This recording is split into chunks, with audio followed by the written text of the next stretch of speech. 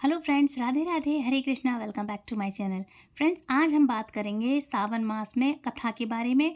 पौराणिक कथा है अध्याय 1 के बारे में। कल हमने अध्याय 1 शुरुआत किया था, उसका अगला अध्याय और बचा था, शेष रह गया था।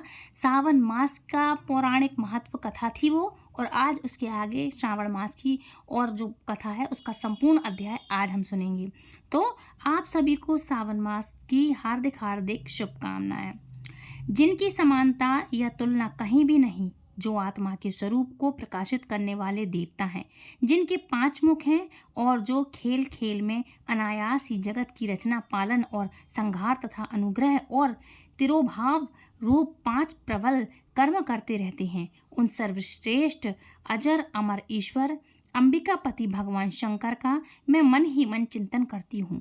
व्यास जी ने कहा, जो धर्म का महान क्षेत्र है, जहाँ गंगा यमुना का संगम हुआ है, उस परम पुण्यदायी प्रयाग में जो ब्रह्मलोक का मार्ग है, सत्यव्रत में तत्पर रहने वाले महान तेजस्वी महात्मा मुनियों ने वहां पर एक विशाल ज्ञान यज्ञ का आयोजित किया था। उस ज्ञान यज्ञ का समाचार सुनते ही पौराणिक शिरोमणि वसुदेव जी के शिष्य महामुनि सूत गोस्वामी वहां आ पहुंचे। सूत गोस्वामी को आते हुए देखकर सभी मुनि अत्यंत हर्ष और प्रसन्नता से खिल उठे। उन्होंने प्रसन्नचित होकर उनका विधिवत स्वागत सत्कार किया। उसके बाद उन प्रसन्न महात्माओं ने उनकी स्तुति करते हुए विनय पूर्वक हाथ जोड़कर कहा, हे सर्वज्ञ विद्वान रोमहर्षण जी, आपका भाग्य बड़ा भारी है। इसी से आपने व्यास देव जी के मुख से अपनी प्रसन्नता के लिए संपूर्ण पुराण विद्या प्राप्त की। आप आश्चर्य स्वरूप कथाओं के भंडार हैं। ठीक उसी तरह जैसे रत्नाकार समुद्र बड़े बड़े सारभूतों रत्नों का आगार होता है, आप हमारे सौभाग्य से इस यज्ञ का दर्शन करने के लिए यहाँ पधारे हैं, और इसी के माध्यम से हमारा भी कुछ कल्याण होने वाला है, क्योंकि आपका आगमन निरर्थक नहीं हो सकता है।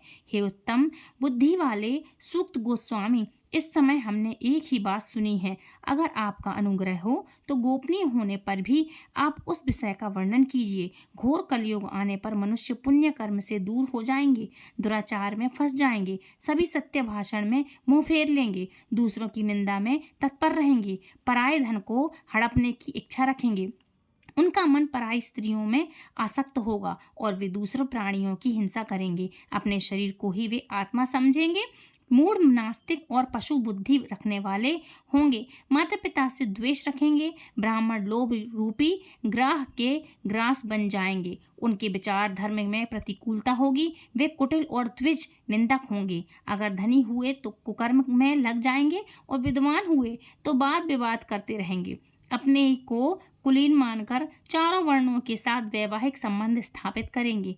वे लोग अपने अधिकार सीमा से बाहर जाकर के द्विज उचित सत्कर्मों का अनुष्ठान करेंगे। कलयुग की स्त्रियां प्रायः सदाचार से भ्रष्ट और पति का अपमान करने वाली होंगी। वे मलिन भोजन करेंगी, सुकित हाव भाव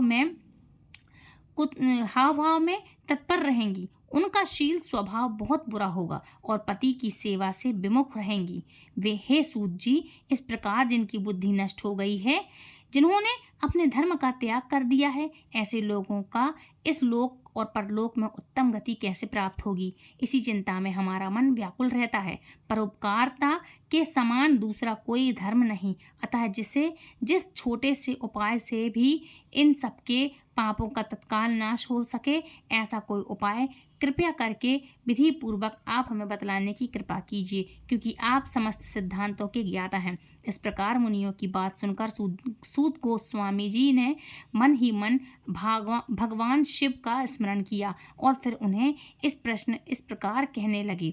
सूत गोस्वामी ने कहा, हे साधु महात्माओं, आपने जन कल्याण की बात पूछी है। आपका यह प्रश्न 3 लोगों का हित करने वाला है। मैं गुरुदेव व्यास जी का स्मरण करके आप लोगों के स्नेहवश इस विषय का वर्णन करता हूँ।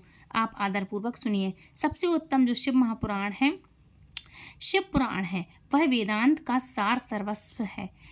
वक्ता और श्रोता का समस्त पाप राशियों से उद्धार करने वाला है, और इतना ही नहीं, वह परलोक में परामर्श वस्तु को देने वाला है। कली की कलमश राशि का नाश करने वाला है। उसमें भगवान शिव के उत्तम यश का वर्णन है। हे ब्राह्मणों, धर्म, अर्थ, काम और मोक्ष, इन चारों पुरुषार्थों को देने वाला वह पुराण सदा ही अपने प्रभाव की दृष्टि से वृद्धि का विस्तार होता रहता है। उस सर्वोत्तम शिव पुराण के अध्ययन मात्र से वे कलयुग के पाप आसक्त जीव श्रेष्ठतम गति को प्राप्त कर लेते हैं। कलयुग के महान उत्पात तभी तक जगत में निर्भय होकर विचरेंगे जब तक यहाँ शिव महापुराण का उदय नहीं होगा। इसे वेद के तुल्य माना गया है। इस वेद कल्प पुराण का सबसे पहले भगवान शिव ने ही प्रचार किया था। विद्वेश्वर संहिता, रुद्र संहिता, विनायक संहिता, उमा संहिता, मातृ संहिता, एकादश रुद्र संहिता, कैलाश संहिता, शतद्र संहिता, कोटि रुद्र संहिता, सहस्त्र कोटि रुद्र संहिता, वायवीर संहिता और धर्म संहिता, इस प्रकार इन पुराणों के 12 भेद या खंड हैं। यह 12 हंसिताएं अत्यंत पुण्यमय मानी गई हैं। हे ब्राह्मणों, अब मैं उनके श्लोकों की संज्ञा बता रहा हूँ, आप लोग आदर से सुने। विश्वेश्वर संहिता में 10,000 श्लोक हैं। रुद्र संहिता, विनायक संहिता, उमा संहिता और मातृ संहिता, इन सब में 88,000 श्लोक हैं। एकादश रुद्र संहिता में 13,000, कैलाश संहिता में 6,000, शतरुद्र संहिता में 3,000, कोटि रुद्र संहिता में 900,000, सहस्त्र कोटि रुद्र संहिता में 11,000 और वायवीर संहिता में 4,000 तथा धर्म संहिता में 12,000 श्लोक हैं। और इस प्रकार मूल शिव पुराण की श्लोक संहिता में 1,00,000 श्लोक हैं, लेकिन व्यास देव जी ने उसे 42,000 श्लोकों में संक्षिप्त कर दिया है। पुराणों की क्रम संख्या देखी जाए तो इस शिव पुराण का स्थान चौथा है और उसमें 7 संहिताएं हैं। पूर्व काल में भगवान शिव ने श्लोक संख्या की दृष्टि से 100 करोड़ श्लोकों का एक पुराण ग्रंथ ग्रथित किया था। सृष्टि के आदि में निर्मित हुआ वह पुराण साहित्य अत्यंत विस्तृत था। इसलिए फिर द्वापर आदि युगों में दैवीप्यमान व्यास जी ने जब पुराण का 18 भागों में विभाजन किया तो उस समय संपूर्ण पुराणों का संक्षिप्त स्वरूप मात्र 4,00,000 श्लोकों का रह गया। उस समय उन्होंने शिव पुराण का 24,000 श्लोकों से प्रतिपादन किया और इसलिए यही इसके श्लोक की संख्या है। यह वेद तुल्य पुराण 7 संहिताओं का बटा हुआ है। इन 7 संहिताओं से युक्त दिव्य शिव महापुराण वेद के तुल्य प्रमाणिक और सबसे उत्कृष्ट गति प्रदान करने वाला है। यह समस्त जीव समुदाय के लिए उपकारक, त्रिविध तापों का नाश करने वाला, तुलना रहित और सत्व पुरुषों को कल्याण देने वाला है। इनमें वेदांत विज्ञानमय प्रधान निष्कर्म धर्म का प्रतिपादन है। इनमें श्रेष्ठ मंत्र समूहों का संकलन है और धर्म, अर्थ, काम, स्त्री वर्ग की प्राप्ति के साधन का भी वर्णन है। यह समस्त पुराणों में श्रेष्ठ है। वेदांत में वैद्य स्वरूप से विलसित परम वस्तु परमात्मा का इसमें गान किया गया है। जो भी मनुष्य इस शिव महापुराण की कथा को बड़े आदर और सम्मान से पढ़ता या सुनता है वह भगवान शिव का प्रिय होकर परम गति को प्राप्त कर लेता है। सुध गोस्वामी की यह बात सुनकर श्री सौनक आदि ऋषियों ने पूछा, हे महाज्ञानी सूत जी, आप संपूर्ण सिद्धांत को जानने वाले हैं और ज्ञान और वैराग्य सहित भक्ति से प्राप्त होने वाले विवेक की वृद्धि कैसे होती है? साधु पुरुष किस प्रकार अपने काम, क्रोध आदि मानसिक विकारों का निवारण करते हैं? इस घोर कलिकाल में जीव प्रायः आसुरी स्वभाव के हो गए हैं। उस जीव समुदाय को शुद्ध बनाने के लिए सर्वश्रेष्ठ उपाय क्या है? आप इससे पुराणों की इन कथाओं के सार तत्व का विशेष वर्णन कीजिए। आप इस समय हमें ऐसा कोई आश्वासन साधन भी बतलाइए जो कल्याणकारी वस्तुओं में सबसे उत्कृष्ट और परम मंगलकारी हो। यह सुनकर सूत गोस्वामी ने फिर से कहा, हे मुने श्रेष्ठ सौनक, आप धन्य हैं क्योंकि आपके हृदय में पुराण कथा सुनने का विशेष प्रेम और लालसा है और इसलिए मैं शुद्ध बुद्धि से विचार करके आपसे परम उत्तम शास्त्र का वर्णन करता हूँ। वह संपूर्ण शास्त्रों के सिद्धांत से तत्पर भक्ति आदि को बढ़ाने वाला और भगवान शिव को संतुष्ट करने वाला है। वह कानों के लिए रसायन अमृत स्वरूप और दिव्य है।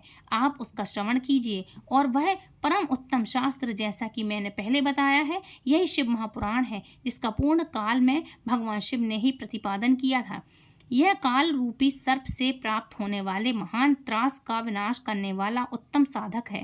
गुरुदेव व्यास ने सनत कुमार मुनि का उपदेश पाकर बड़े आदर से संक्षेप में इस पुराण का प्रतिपादन किया है। इस पुराण को पढ़ने का उद्देश्य है कलयुग में उत्पन्न होने वाले मनुष्यों के परम हित का साधन। यह शिव महापुराण परम उत्तम शास्त्र है। इसे इस भूतल पर भगवान शिव का वाङ्मय समझना चाहिए। सब प्रकार से इसका सेवन करना चाहिए। इसका पठन और श्रवण सर्व साधन रूप है। इसे शिव भक्ति पाकर श्रेष्ठतम स्थिति में पहुंचा हुआ मनुष्य शीघ्र ही शिव पाद को प्राप्त करता है।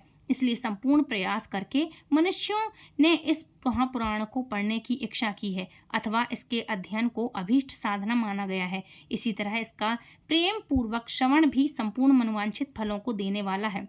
भगवान शिव के इस पुराण को सुनने से मनुष्य सभी पापों से मुक्त हो जाता है और जीव में बड़े बड़े उत्कृष्ट भोगों का उपभोग करके अंत में शिवलोक को प्राप्त करता है। यह शिव महापुराण नामक ग्रंथ 24,000 श्लोकों से युक्त है। मनुष्य को चाहिए कि वह भक्ति, ज्ञान और वैराग्य से संपन्न होकर बड़े आदर से इसका श्रवण करे। 7 संहिताओं से यह युक्त दिव्य शिव महापुराण परम पर ब्रह्म परमात्मा के समान विराजमान है और सबसे उत्कृष्ट गति प्रदान करने वाला है। जो प्रतिदिन इस शिव महापुराण का पाठ करता है अथवा नित्य प्रेम पूर्वक इसका श्रवण करता है, वह पुण्य आत्मा है, इसमें कोई संशय नहीं। जो उत्तम बुद्धि वाला पुरुष अंतकाल में भक्ति पूर्वक इस पुराण को सुनता है, उस पर अत्यंत प्रसन्न हुए भगवान महेश्वर उन्हें अपना धाम प्रदान करते हैं। जो प्रतिदिन आदर पूर्वक इस शिव महापुराण का कथा पूजन करता है, वह इस संसार में संपूर्ण भोगों को भोग करके अंत में भगवान शिव के पद को प्राप्त करता है। जो इस लोक को और परलोक में भी सुख चाहता हो, उसे आदर के साथ प्रयत्न पूर्वक इसका सेवन करना चाहिए। यह निर्मल और उत्तम शिव महापुराण अर्थ, धर्म, काम और मोक्ष रूप चारों पुरुषार्थों को देने वाला है। इसलिए सदैव ही प्रेम पूर्वक इसका श्रवण और विशेष पठन करना चाहिए। यह सुनकर शौनक आदि ऋषियों ने कहा, महान महाभाग सूत गोस्वामी, आप धन्य हैं, परमार्थ तत्व के ज्ञाता, आपने कृपा करके हम लोगों को यह बड़ी अद्भुत और दिव्य कथा सुनाई है। इस भूतल पर इस कथा के समान कल्याण का सर्वश्रेष्ठ समाधान दूसरा कोई नहीं। हे सूत जी, कलयुग में इस कथा के द्वारा कौन कौन से पापी शुद्ध होते हैं, इसके विषय में भी कृपया पूर्वक बतलाइए। सूत गोस्वामी ने कहा, जो मनुष्य पापी, दुराचारी, खल, काम, क्रोध आदि से निरंतर डूबे रहने वाले होते हैं, वे इस पुराण के श्रवण और पठन से शुद्ध हो जाते हैं। और इसी विषय में एक प्राचीन इतिहास का उदाहरण दिया जाता है। इस इतिहास यानी कथा का श्रवण करने मात्र से पापों का पूर्णतया नाश हो जाता है। बहुत पहले के समय की बात है कि रातों के नगर में एक ब्राह्मण रहता था, जो ज्ञान में अत्यंत दुर्बल, दरिद्र, रस बेचने वाला और वैदिक धर्म से विमुख था। वो स्नान, संध्या आदि कर्मों से भ्रष्ट हो चुका था। वेश्यावृत्ति में तत्पर रहता था। उसका नाम था देवराज। वह अपने ऊपर विश्वास करने वालों लोगों को ठगा करता था। उसने ब्राह्मणों, क्षत्रियों, वैश्य, शूद्रों और दूसरों को भी अनेक बहानों से मारकर उनका धन हड़प लिया था। लेकिन उस पापी का थोड़ा सा भी धन कभी किसी के धर्म के काम नहीं लगा था। वह वैश्यागामी और सब प्रकार के आचार विचार से भ्रष्ट था। एक दिन घूमता फिरता हुआ वह देवयोग से प्रतिष्ठान पूर्व में जा पहुंचा। उसने एक शिवालय देखा। वहां बहुत से साधु महात्मा एकत्रित हुए थे। देवराज उस शिवालय में ठहर गया, लेकिन वहां उस ब्राह्मण को ज्वर आ गया और उस ज्वर से उसको पीड़ा होने लगी। वहां एक ब्राह्मण देवता शिव पुराण की कथा सुना रहे थे। ज्वर में पड़ा हुआ देवराज ब्राह्मण के मुखारविंद से निकलने वाली उस शिव कथा को निरंतर सुनता रहा। 1 मास के बाद वह ज्वर से अत्यंत पीड़ित होकर चल बसा। उसने अपना शरीर त्याग दिया। फिर यमराज के दूत आए और उसे पाशों में बांध करके बलपूर्वक यमपुरी ले गए। इतने में ही शिवलोक से भगवान शिव के पार्षद गण भी वहां आ गए और गौर अंग कपूर के समान उज्ज्वल थे। हाथों में त्रिशूल सुशोभित हो रहा था। उनके उनके संपूर्ण अंग भस्म से उद्यासित थे। रुद्राक्ष की मालाएं उन्होंने धारण की हुई थी। वे सभी क्रोध पूर्वक यमपुरी में गए। यमराज के दूतों से क्रोध पूर्वक कहा, उन्हें बारंबार धमकाया और फिर उन्होंने देवराज को उनके चंगुल से निकाल करके अत्यंत अभ्युत विमान पर बैठाकर शिवदूत कैलाश के लिए जाने के लिए निकल पड़े। उस समय यमपुरी में बड़ा भारी कोलाहल मच गया और उस कोलाहल को सुनकर धर्मराज अपने भवन से बाहर आ गए। साक्षात दूसरे रुद्रों के समान प्रतीत होने वाले उन चारों दूतों को देखकर धर्मराज ने उनका विधि पूर्वक पूजन किया। ज्ञान दृष्टि से देखकर वे सारा वृतांत समझ गए। उन्होंने भय के कारण भगवान शिव के उन महात्मा दूतों से कोई बात नहीं पूछी, ऊपर से उनकी पूजा और प्रार्थना की और फिर वे सभी शिवदूत कैलाश पर चले गए। वहां पहुंचकर उन्होंने उस ब्राह्मण को भगवान शिव के हाथों में दे दिया और इस प्रकार उस देवराज का उद्धार हो गया। इस कथा की समाप्ति पर शौनक आदि ऋषि ने कहा, महाभाग सूत गोस्वामी, आपकी कृपा प्रसाद से मैं बारंबार कृतार्थ हुआ हूँ। इस इतिहास को सुनकर मेरा मन अत्यंत आनंद में निमग्न हो गया है। अतः भगवान शिव में प्रेम बढ़ाने वाली शिव संबंधित दूसरी कथा को भी सुनाइए। तब सूत गोस्वामी ने कहा, शौनक सुनिए, मैं आपके सामने गोपनीय कथा वस्तु का भी वर्णन करूंगा, क्योंकि आप शिव भक्तों में अग्रणमय और देव देवताओं में श्रेष्ठ हैं। बहुत समय पहले समुद्र के चक्रवर्ती प्रदेश में एक वाशकल नामक ग्राम है, जहाँ वैदिक धर्म से विमुख महापापी ध्वज निवास करते हैं। वे सभी ब्राह्मण बड़े ही दुष्ट हैं। उनका मन दूषित विषय भोगों में ही लगा रहता है। वे ना तो देवताओं पर विश्वास करते हैं, ना भाग्य पर। वे सभी कुटिल वृत्ति वाले किसानी करते रहते हैं और भांति भांति के घातक अस्त्र शस्त्र रखते हैं। वे व्यभिचारी और खल हैं। वहाँ के अन्य वर्णों के विषय में तो क्या ही कहा जाए। अन्य वर्णों के लोग भी उन्हीं की भांति कुत्सित विचार रखने वाले, विस्मर्द, विमुख और दुष्ट हैं। वहाँ की सभी स्त्रियां भी कुटिल स्वभाव की, स्वेच्छाचारिणी, पाप सक्त और कुटिल विचार रखने वाली हैं। कुटिल मतलब कुटिल बुद्धि वाली हैं। सद्व्यवहार और सदाचार से सूर्य सर्वथा शून्य है। उसी बाशकल नामक ग्राम में किसी समय एक बिंदु नाम का ब्राह्मण रहता था। वह भी अत्यंत अधम था, दुरात्मा और महापापी था। उसकी स्त्री बड़ी सुंदर थी, तो वह भी कुकर्म मार्ग पर चलने लगी। उसकी पत्नी का नाम चंचला था। वह सदा उत्तम धर्म के पालन में लगी रहती थी, तो भी उसे छोड़कर वह दुष्ट ब्राह्मण वेश्यागामी हो गया था। इस प्रकार कुकर्म में लगे हुए उस बिंदुक के बहुत वर्ष व्यतीत हो गए। उसकी पत्नी चंचला काम में पीड़ित होने पर भी स्वधर्म नाश के भय से कलेश सहकर भी वह दीर्घ काल तक अपने धर्म का पालन करती रही। लेकिन दुराचारी पति के आचरण से प्रभावित होकर धीरे धीरे आगे चलकर वह स्त्री भी दुराचारी बन गई और इस प्रकार दुराचार से डूबे हुए और मूढ़ चिंत वाले पति पत्नी का बहुत ही समय व्यतीत हो गया। कुछ समय बाद शूद्र जातीय उन वैश्य का पति बना हुआ वह दूषित बुद्धि वाला दुष्ट ब्राह्मण बिंदु समय के अनुसार मृत्यु को प्राप्त हुआ और मृत्यु के बाद वह नरक में जाकर पड़ा। बहुत दिनों तक नरक में दुख भोगने के बाद वह मूढ़ बुद्धि वाला पापी विंध्य पर्वत पर भयंकर पिशाच बन गया। दूसरी ओर दुराचारी पति बिंदु के मर जाने पर भी वह मूढ़ हृदया चंचला बहुत समय तक पुत्रों के साथ अपने घर में रहने लगी। एक दिन देवयोग से किसी पुण्य पर्व के आने पर वह स्त्री अपने भाई बंधुओं के साथ गोकर्ण क्षेत्र में गई। तीर्थ यात्रियों के साथ उसने उस समय जाकर किसी तीर्थ के जल में स्नान कर लिया और फिर वह बंधुजनों के साथ इधर उधर घूमने लगी। घूमते फिरते वो एक देव मंदिर में गई। वहाँ उसने एक दैवज्ञ ब्राह्मण के मुख से भगवान शिव की परम पवित्र और मंगलकारिणी उत्तम पौराणिक कथा को सुना। कथावाचक उस समय कह रहे थे कि जो स्त्री परपुरुष का संग करती है, वे मरने के बाद जब यमलोक में जाती हैं तो यमराज के दूत उनकी योनि में तपे हुए लोहे से चिपकाते हैं। और पौराणिक ब्राह्मण के मुख से यह वैराग्य पड़ने वाली कथा को सुनकर चंचला भय से व्याकुल होने लगी।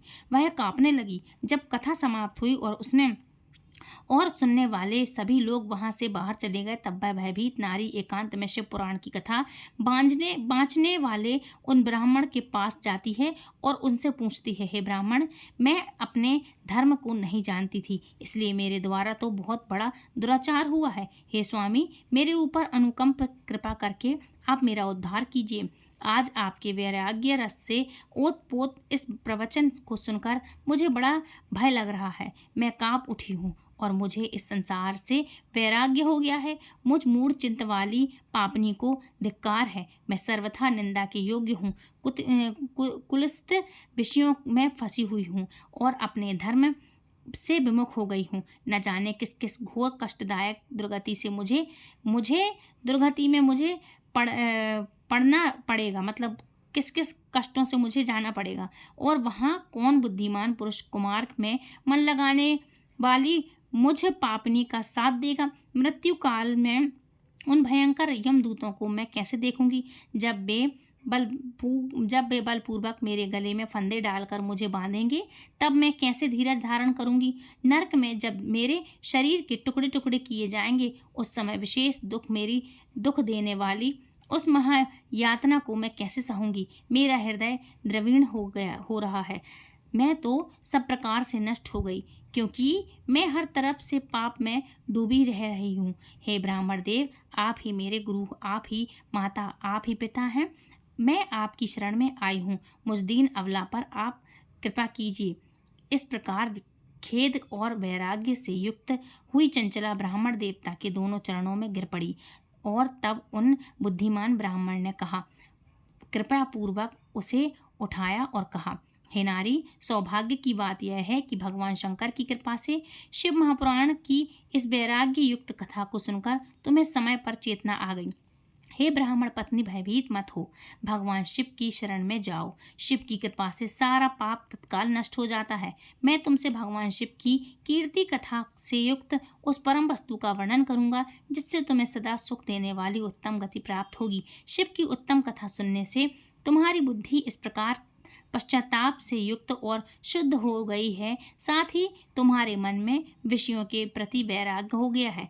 सत्पुरुषों ने सभी के लिए पश्चाताप को ही समस्त पापों का शोधक बताया है। तत्पश्चात कहने से ही पापों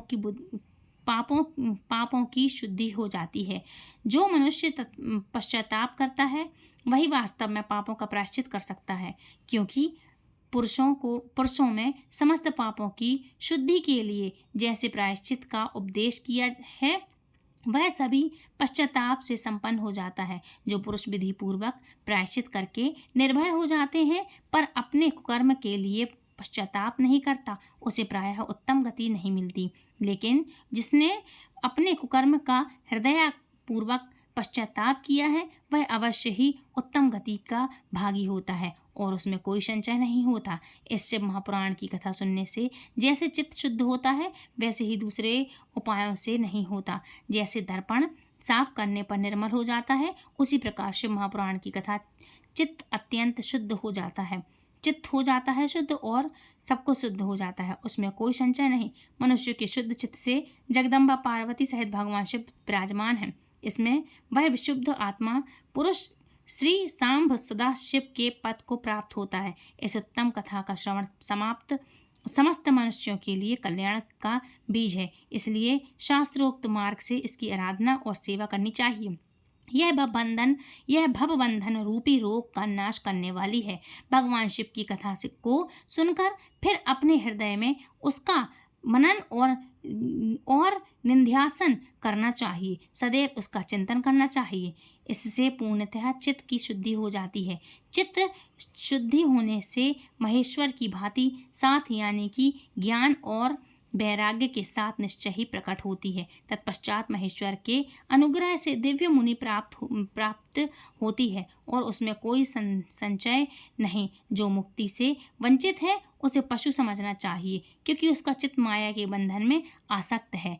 ब्राह्मण पत्नी, इसलिए तुम विषयों को मन से हटा लो और भक्ति भाव से भगवान शंकर की इस परम पावन कथा को सुनो। परमात्मा शंकर जी इस कथा को सुनने से तुम्हारे चित्त की शुद्धि होगी और इससे तुम्हें मोक्ष की प्राप्ति हो जाएगी। इतना कहकर वे श्रेष्ठ से भक्त ब्राह्मण चुप हो गए।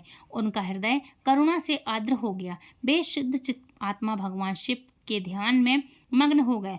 यह सब कुछ सुनकर बिंदुक की पत्नी चंचला मन ही मन प्रसन्न हो रही थी। ब्राह्मण का यह उपदेश सुनकर उसके नेत्र में आनंद के अश्रु छलकने लगे। वह हर्ष भरे हृदय से उन श्रेष्ठ ब्राह्मण के दोनों चरणों में गिर पड़ी और हाथ जोड़कर बोली, प्रभु मैं कृतार्थ हो गई। तत्पश्चात उठकर वैराग्य युक्त उत्तम बुद्धि वाली वह स्त्री जो अपने पापों के कारण अंकित थी, उस महान शिव भक्ति ब्राह्मण से हाथ जोड़कर गदगद वाणी में कहा, चंचला ने कहा, ब्राह्मण शिव भक्तों में श्रेष्ठ स्वामिन आप ही धन्य हैं। सदा परोपकार में लगे रहते हैं। साधु में नरक के समुद्र में गिर रही हूँ। आप मेरा उद्धार कीजिए। पौराणिक अर्थ तत्व से संपन्न जिस सुंदर शिव पुराण की कथा को सुनकर मेरे मन में संपूर्ण विषयों से वैराग्य उत्पन्न हो गया है, उसी शिव महापुराण को सुनने के लिए इस समय मेरे मन में बड़ी श्रद्धा हो रही है। ऐसा कहकर हाथ जोड़कर उनका अनुग्रह पाकर चंचला उस शिव महापुराण की कथा को सुनने की इच्छा मन में लेकर उन ब्राह्मण देवता की सेवा में तत्पर हो गई और वहीं पर रहने लगी। और फिर शिव भक्तों में श्रेष्ठ और शुद्ध भाव वाले उन ब्राह्मण देव ने उसी स्थान पर उस स्त्री को शिव महापुराण की कथा उत्तम कथा सुनाई। इस प्रकार उस गोकर्ण नामक महाक्षेत्र में उन्हीं श्रेष्ठ महाब्राह्मण से चंचला ने शिव महापुराण की परम उत्तम कथा सुनी, जो भक्ति ज्ञान और वैराग्य को पढ़ने वाली, मुक्ति को देने वाली। इस कथा को सुनकर वह ब्राह्मण पत्नी कृतार्थ हो गई। उसका चित्त शुद्ध हो गया। भगवान शिव के अनुग्रह से उसके हृदय में शिव के सगुण का रूप चिंतन होने लगा। वह भगवान शिव के सच्चिदानंद स्वरूप का बारंबार चिंतन करने लगी। तत्पश्चात समय के पूरे होने पर भी भांति भक्ति ज्ञान और वैराग्य से युक्त हुई चंचला ने अपने शरीर को बिना किसी कष्ट के त्याग दिया। इतने में ही त्रिपुर शत्रु भगवान शिव का भेजा हुआ एक दिव्य विमान द्रुत गति से वहां पहुंचा, जो उसके अपने गुणों से संयुक्त और सुंदर शोभा साधनों से संपन्न था। चंचला उस विमान पर आरूढ़ हो गई। भगवान शिव के श्रेष्ठ पार्षदों ने उसे तत्काल शिवपुरी में पहुंचा दिया। उसके सारे मैल धुल चुके थे। वह दिव्य रूप धारण करके दिव्यांगना हो गई थी। उसके दिव्य अवयव उनकी शोभा बढ़ाते थे। शिवपुरी में पहुंचकर उसने सनातन देवता त्रिनेत्रधारी महादेव जी को देखा। सभी सुख देवता, सभी मुख्य देवता उनकी सेवा में खड़े हैं। उनकी अंग कांति करोड़ों सूर्यों के समान प्रकाशित हो रही है। कंठ में नील चिन्ह शोभा पा रहा है। 5 मुख और प्रत्येक मुख में 3-3 नेत्र, मस्तक पर अर्धचंद्रमा मुकुट शोभा दे रहा है। उन्होंने अपने वामांग में गौरी देवी को बिठाया है, जो विद्युत पुंज के समान प्रकाशित हो रही थी। गौरी पतिदेव महादेव जी की कांत कपूर के समान गौर वर्ण की हैं। उनका सारा शरीर श्वेत भस्म से भासित था और शरीर पर श्वेत वस्त्र शोभा पा रहा था। इस प्रकार भगवान शिव का दर्शन करके वह ब्राह्मण पत्नी चंचला अत्यंत प्रसन्न हुई। प्रीति युक्त होकर उसने भगवान शिव को बारंबार प्रणाम किया और फिर हाथ जोड़कर बड़े प्रेम से आनंद के साथ विनीत भाव से खड़ी हो गई। उसके नेत्रों से आनंद अश्रुओं की अविरत धारा बह रही थी। शरीर में रोमांच हो रहा था और उस समय भगवती पार्वती और भगवान शंकर ने उसे बड़ी करुणा के साथ अपने पास बुलाया। माता पार्वती ने उस दिव्य रूप धारण करने वाली बिंदु प्रिया चंचला को प्रेम पूर्वक अपनी सखी बना लिया और फिर वह सनातन धाम में अविचल निवास प्राप्त करके अक्षय सुख का अनुभव करने लगी। एक दिन परम आनंद में निमग्न हुई चंचला ने उमा देवी के पास जाकर प्रणाम किया। दोनों हाथ जोड़कर उनकी स्तुति करने लगी। चंचला ने कहा, जो भी उन्होंने इस स्थिति में कहा वो मैं आपके लिए अगले अध्याय में सुनाऊंगी, नहीं तो वीडियो बहुत ज़्यादा लंबा हो जाएगा। इसमें क्या कहा उन्होंने तो आगे के वृत्तांत में हम जानेंगे। अध्याय 1 संपूर्ण नहीं हुआ है। अध्याय 1 तभी संपूर्ण होगा जब मैं पूरा कंप्लीट कर दूंगी। तो फ्रेंड्स, मिलती हूँ नेक्स्ट वीडियो में। राधे राधे, हरे कृष्णा, ओम नमः शिवाय, हरि हर हरि बोल।